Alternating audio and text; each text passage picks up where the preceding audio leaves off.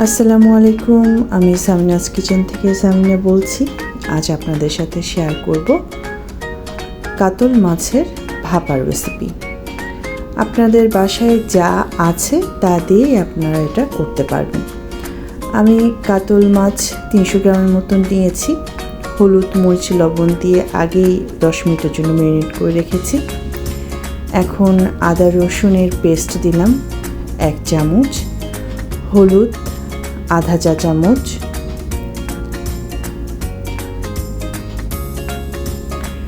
জিরের গুঁড়ো আধা চা চামচ, মরিচের গুঁড়ো আধা চা চামচ,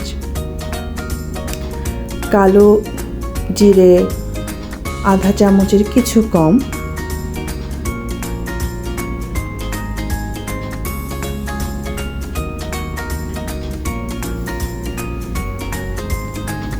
পেঁয়াজ 1 কাপ আর আধা কাপ নিয়েছি আমি।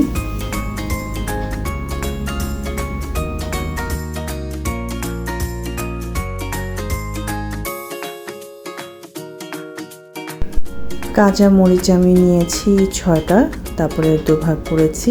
আপনারা আপনাদের মতো করে ঝাল যে পরিমাণ খান সেভাবে আপনারা দিতে পারেন। এখানে লবণ পরিমাণ মতো দিলাম।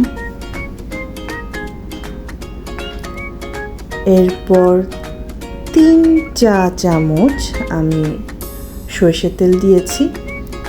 আমি এখানে লেবুর পাতা ইউজ করেছি। যদি হাতের কাছে লেবুর পাতা না থাকে আপনারা ধনিয়া পাতাও দিতে পারেন।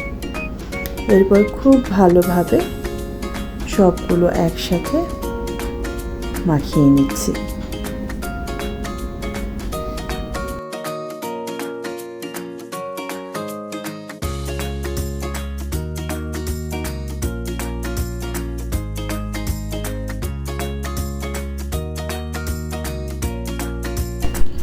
মাছগুলো মাখিয়ে নেওয়ার পর একটি স্টিলের পাত্রে মাছগুলোকে তুলে রাখছি এবং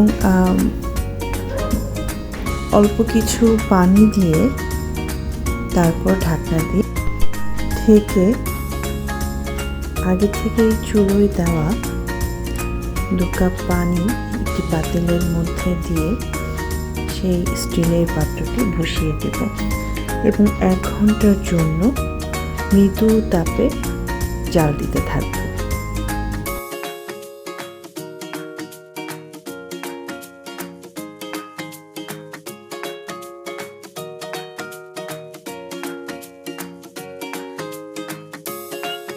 এক ঘন্টা পর আমার ভাপা কাতল মাছের তরকারি রেডি। এবার গরম গরম ভাতের সাথে পরিবেশন করুন। আজ এই পর্যন্তই। আল্লাহ হাফেজ।